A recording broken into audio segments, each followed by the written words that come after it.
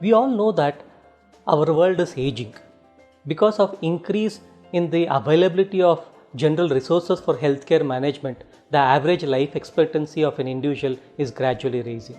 Whenever there is an average life expectancy raising, we also know that the population in general is becoming aged or elderly. So there are bound to be a lot of people presenting with geriatric psychiatric issues. One such common issue is dementia. Please note, dementia is not a single disorder. Like you talk about a heart disorder, dementia is a cluster of disorders where there is impairment in cognition or higher thinking, memory, and lot of other behavior and functioning of the individuals.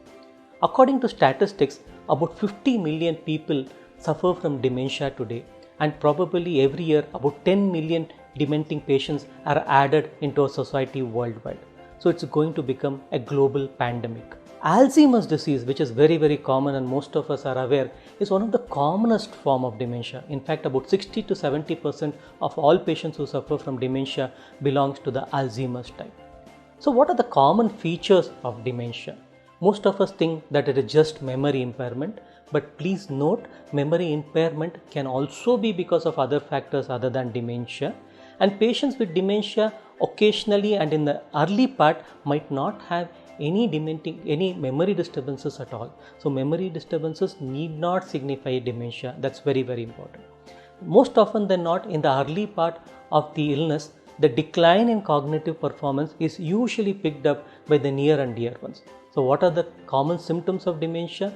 Changes in cognition, changes in thinking, difficulty in performing complex tasks, visual disturbances, spatial disturbances, occasionally confusion, occasionally anger outburst, and there might be a lot of psychological symptoms which we say behavioral and psychological symptoms of dementia like irritability, depression, apathy, agitation, sometimes frank hallucinations and delusions can occur.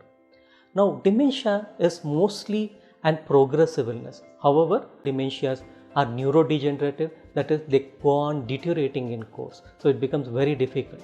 So what you have to understand is, since it's a neurodegenerative condition, since it is associated with various behavioral and cognitive patterns, the caretaker burden and burnout among caretakers is very important and needs to be addressed. What is the reason for dementia? Again, it is multifactorial. Why there is neuronal death? There are various etiologies which are biological, sometimes psychological, even social. So it is very difficult to understand the exact nature on why neurons die. How do we prevent it? We can definitely prevent it to a certain extent.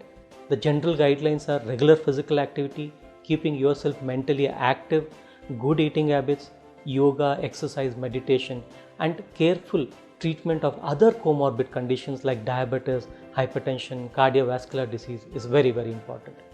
Recognizing early is of paramount importance, and it's quite difficult to do so, but whenever you see a cognitive decline in an elderly, and please note, elderly does not always mean more than 60, it can be even in 50s,